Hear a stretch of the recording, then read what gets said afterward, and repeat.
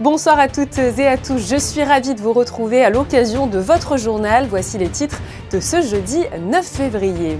Jean Dujardin et Jean-Albert Lièvre nous ont reçus au Yacht Club de Monaco pour aborder la sortie du film Les Gardiennes de la Planète. C'est la voix de Jean Dujardin qui raconte l'histoire des baleines à travers les siècles.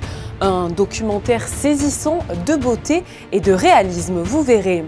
Du sport ensuite, puisque demain la Roca Team va recevoir à Gaston Médecin à l'Asvel. C'est la 4e fois cette saison que les deux équipes vont s'affronter. Résumé des forces en présence avant ce choc dans quelques instants.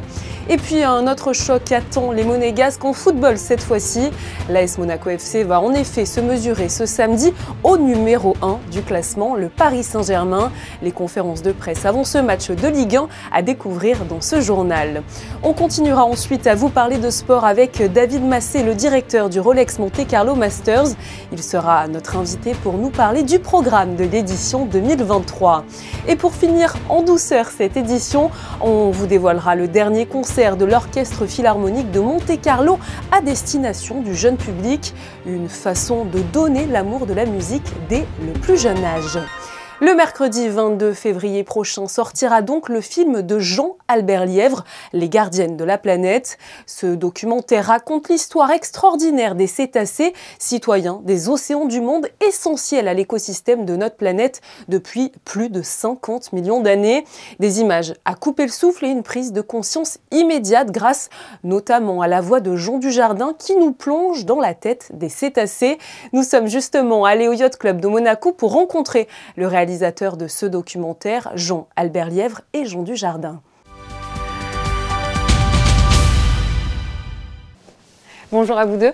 Bonjour. Alors on est ravis de vous recevoir sur Monaco Info. Je vais un petit peu alterner les questions parce que vous êtes évidemment deux personnages essentiels de ce film. Je vais commencer avec vous, Jean-Albert Lièvre. C'est vrai que vous avez réalisé de nombreux documentaires animaliers, mais Les Gardiennes de la Planète, finalement, c'est peut-être, vous allez me le dire, mais le plus grand défi de votre carrière. Oui, ça a été un grand défi, d'abord à l'écriture pour le monter, parce que c'était pas facile de vendre un film de cinéma sur les baleines. C'est un sujet qui intéresse tout le monde, mais qui n'était pas facile à vendre à des distributeurs et des producteurs. Et ça a été un défi parce que c'est un film qui est essentiellement tourné sur l'eau, sur et sous l'eau. Et sur et sous l'eau, c'est toujours très compliqué techniquement. Donc ça a été un défi, hein. Plus le Covid. De votre côté, Jean, pourquoi avoir accepté d'être le narrateur de ce documentaire? J'ai été évidemment touché par la cause, évidemment, un peu comme tous les humains, enfin du moins qui regardent un petit peu autour d'eux. Et puis j'ai trouvé le documentaire très, très intéressant, très bien documenté, apaisant, militant, et puis surtout je l'ai trouvé très joli. J'ai trouvé ce film très beau et j'ai l'impression que si on veut être un peu concerné par le sujet, la beauté est un bon axe. C'est un exercice que j'avais rarement pratiqué. J'avais dû le faire pour un documentaire pour Jean-Paul Belmondo. Et je me suis dit, pourquoi pas faire mon premier rôle de baleine. J'aurais au moins un rôle intelligent dans ma vie. Il apporte beaucoup au film. Parce que oui, Jean, quand vous racontez l'histoire, vous vous placez du point de vue de la baleine. Oui, vous êtes dans la peau d'une baleine, en quelque sorte. Oui, en tout cas, c'était la demande, effectivement. C'était le postulat de départ. Moi, j'ai simplement écouté ce que me disait Jean-Albert, c'est-à-dire arriver à gérer le temps, essayer d'accompagner l'image sans prendre trop de place, pouvoir poser aussi des temps, pouvoir ne pas non plus culpabiliser les gens, parce qu'on sait très bien que c'est très facile de culpabiliser les gens là-dessus. Donc je me suis un peu laissé faire et j'ai trouvé du plaisir, ouais. Vous parliez il y a quelques instants de la beauté de ce documentaire. C'est vrai que visuellement, vous proposez finalement une expérience sensorielle un petit peu inédite. On a à la fois l'impression d'être dans l'eau et dans la peau de cette baleine. En termes de technique, comment vous avez réussi à nous immerger de la sorte dans la peau d'une baleine, là aussi encore une fois? Ouais. Comme disait Jean, moi je pense que le meilleur vecteur pour créer de l'émotion, c'est la beauté et la poésie. Donc j'ai cherché à retrouver cette poésie sous l'eau, et quand vous nagez avec une baleine, de toute façon c'est assez immédiat, parce qu'il n'y a rien de plus extraordinaire. Ouais. Jean, de votre côté, vous le disiez, vous n'êtes pas forcément un grand habitué de l'exercice. Vous l'aviez fait une fois. Je ne suis pas un habitué des baleines non plus. Non je ne suis pas totalement bilingue en baleine. Mais ça a bien marché pour vous quand même. Justement, quel travail vous avez dû effectuer vraiment en amont pour devenir le narrateur de cette histoire? C'est pas un énorme travail. On se laisse faire. On essaie d'être le plus disponible possible, d'écouter la personne. Évidemment, c'est la moindre des choses. La personne qui a travaillé sur le film. C'est vrai que finalement, quel était votre but en faisant ce documentaire? On parle de prise de conscience un petit peu depuis tout à l'heure, sans devenir moralisateur, mais est-ce que c'était ça finalement vraiment la visée de ce documentaire? Moi, je voulais que les gens ressortent de la salle, du film, avec la certitude qu'il existe d'autres sociétés intelligentes sur Terre que la société humaine, qu'on partage cette Terre avec d'autres êtres vivants, mais qui sont aussi en société et qui sont aussi intelligents que nous, mais qui utilisent leur intelligence différemment. Jean, c'est vrai que le film commence avec une image marquante, une baleine à bosse qui est échouée sur une plage, qu'un groupe d'individus essaie tant bien que mal de sauver. Est-ce que finalement, vous avez vécu ça, vous les êtes dit, comme on a pu se le dire, que ça veut dire que tout n'est pas perdu? Oui, qu'il y a encore un peu d'humanité, effectivement, mais comme disait Jean Albert, c'est qu'on puisse encore s'inscrire dans le reste du vivant, qu'on ne se sente pas ni à côté ni au-dessus, qu'on ne se prenne pas pour du surdoué. C'est un petit rappel, mais c'est toujours bon de le faire. Et effectivement, c'était un des bons moyens de commencer comme ça. En tout cas, c'est toujours un très bon rappel de faire ce genre de film, de toute façon. Ça rend toujours très humble de se dire qu'on n'est pas totalement seul là-dessus, que vu de l'espace, effectivement, cette Terre est bleue, qu'on pourrait l'appeler la planète mère, après tout, et qu'on est tous sur des îlots, finalement, et que le reste, c'est 70%. Moi, j'ai découvert des choses, je pense que tous les enfants vont adorer ça aussi, de savoir que finalement, vous avez l'équivalent, voire 2 fois plus d'Everest dans la mer, des Grands Canyons, et que tout ça est totalement inexploré. Et même les grands spécialistes s'accordent à dire qu'ils ne connaissent finalement pas totalement tout sur les baleines. Donc, j'ai eu moi la chance de nager avec des cachalots. Je peux vous dire que c'est une énorme émotion. Et ça vous rend, ça vous replace. Ça vous replace. On n'est pas grand-chose. Oui, on est. Enfin, pour elle, je devais pas être grand-chose, ça c'est sûr. Mais c'est assez sain, en fait, de se dire, voilà, je fais partie du vivant et je fais partie de ce monde-là, et qu'effectivement, quand je vois un sac plastique, quand je vois un truc, tout ça doit devenir une anomalie pour nous.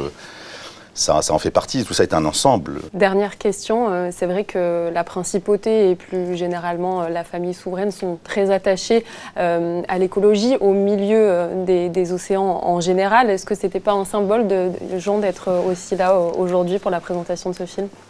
Je vous dis, c'est toujours bien d'avoir ce genre de film, effectivement, et quand on peut avoir en plus la lumière de la principauté, c'est une chance. Un film, on le rappelle, tout public, à aller voir en famille de 7 à 77 ans. Oui, je pense, j'espère. De 6 à 6, même avant. Pareil, il paraît que c'est 6, le bon âge. Ah bon, très bien. Ouais. Pour tout le monde. Pour tout le monde. Merci beaucoup. Merci à vous. Merci à vous. Et ce vendredi, la Roca Team reçoit Lyon-Villeurbanne pour la 24e journée d'Euroleague. C'est déjà le 4e duel cette saison pour Monaco face, on peut le dire, à son meilleur ennemi. Monaco qui est pour le moment invaincu face aux Villeurbanais. Présentation de la rencontre par Yannick Debever et Olivier Bonello.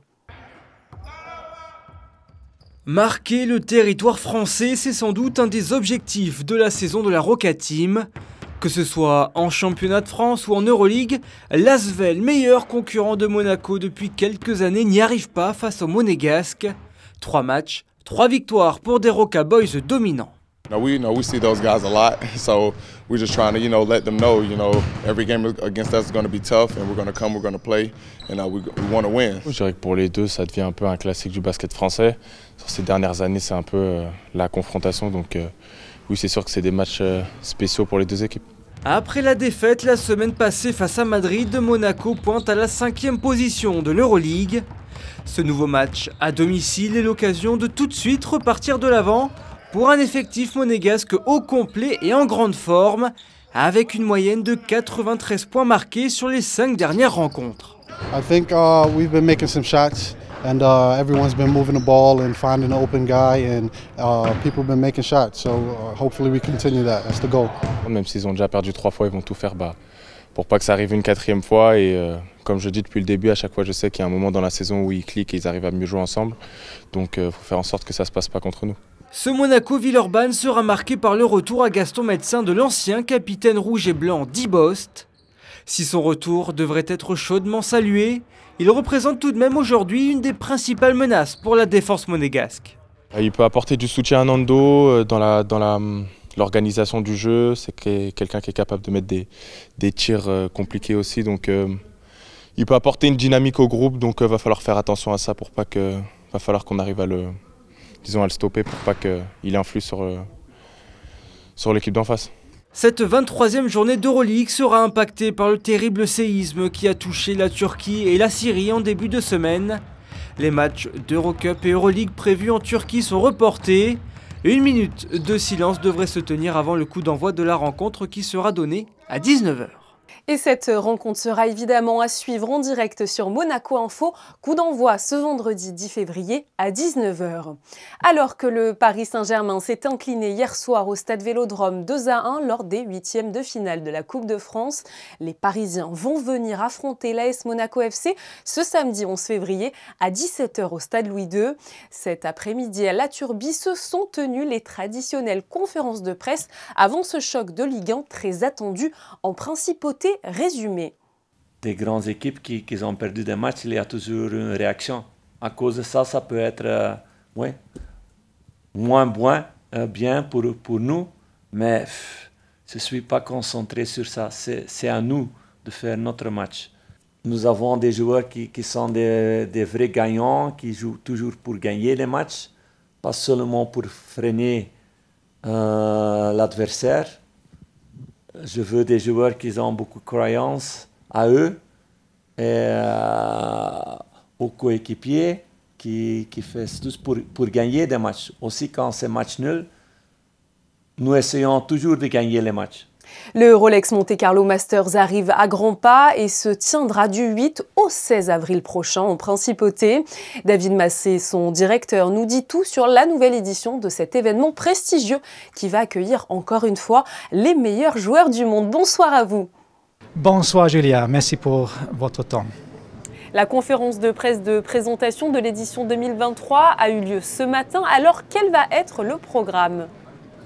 Le programme pour nous, pour le tournoi, on joue toujours comme d'habitude le samedi 8 avril jusqu'à le dimanche 16 avril, sur 9 jours.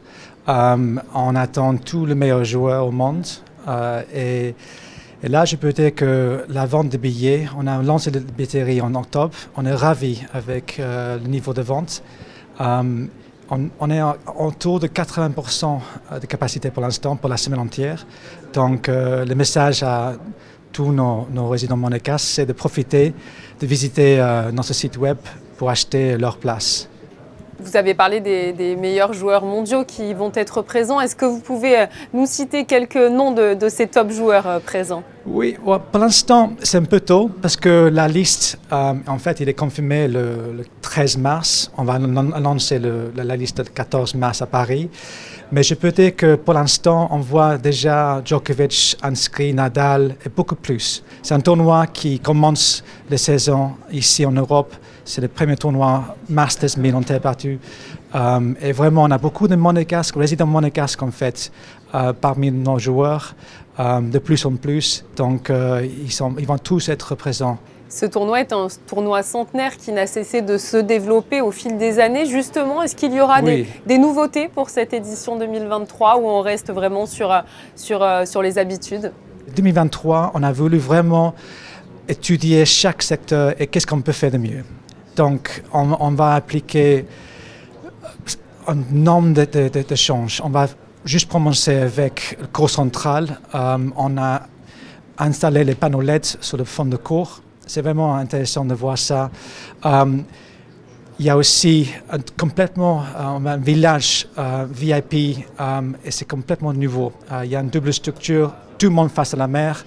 L'ensemble des structures en fait, ils vont être modernisées. Alors l'année dernière, c'est le Greg Tsitsipas qui avait remporté le tournoi pour la 2e année consécutive face à Alejandro Davidos Fokina. Évidemment, il risque de remettre son titre une nouvelle fois en jeu cette année, mais c'est vrai qu'il avait affronté à l'époque un 46e au classement ATP, une finale surprise, des rebondissements. C'est ça aussi le Rolex Monte Carlo Masters.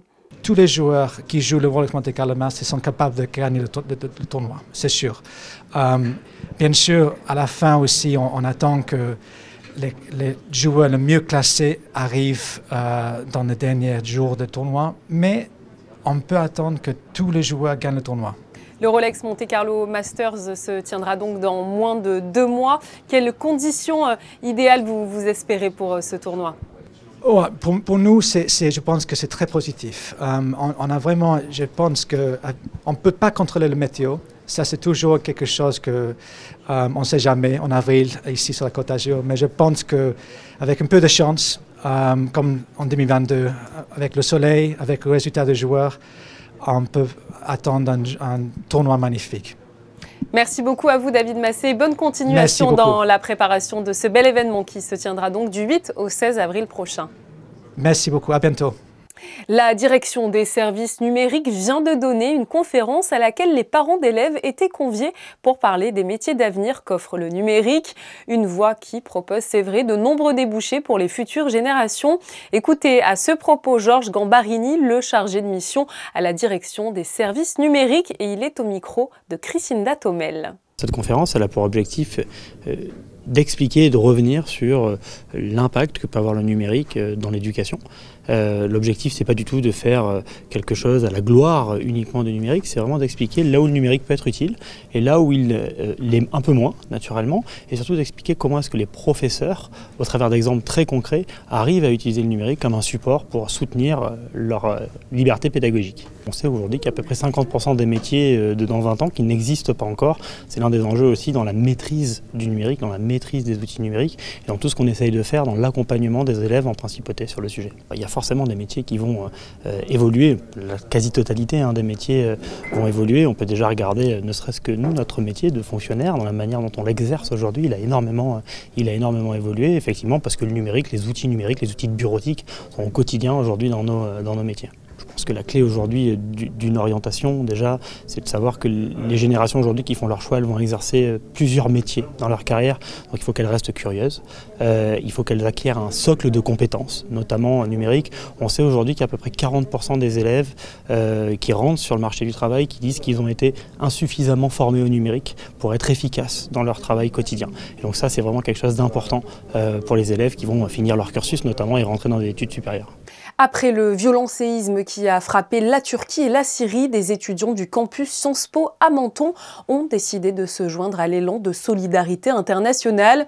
Ils organisent en effet une collecte de denrées et de fonds ouverte à tous de 8h à 20h grâce à un stand à l'entrée de leur campus.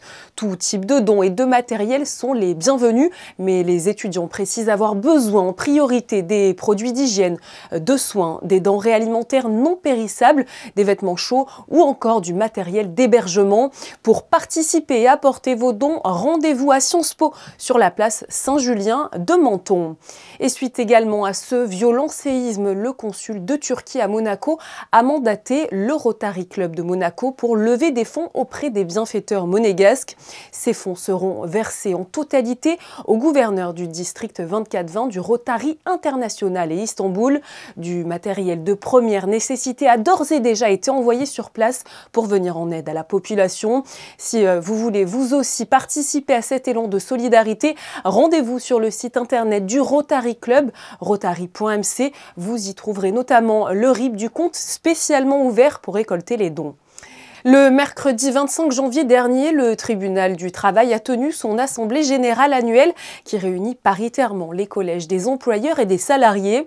Cette institution, âgée maintenant de 77 ans, contribue à la résolution de conflits entre employeurs et salariés du secteur privé ou des conflits collectifs du travail.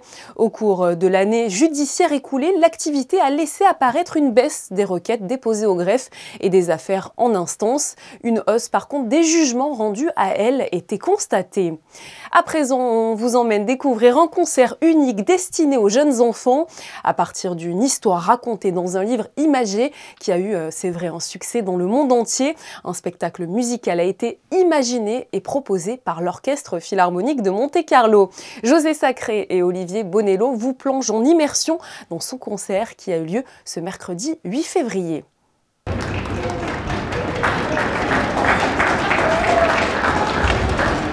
Un solo de tuba, c'est rare au concert. Florian Wilgozik joue un extrait d'un concerto de Vaughan Williams. C'était mercredi 8 février, lors du concert jeune public donné par l'Orchestre Philharmonique de Monte-Carlo.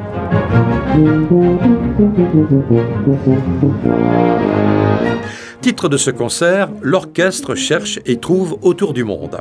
C'est l'histoire d'un concert qui doit avoir lieu dans une semaine, mais les musiciens sont partis en vacances à Porto, Rio, Venise et ailleurs.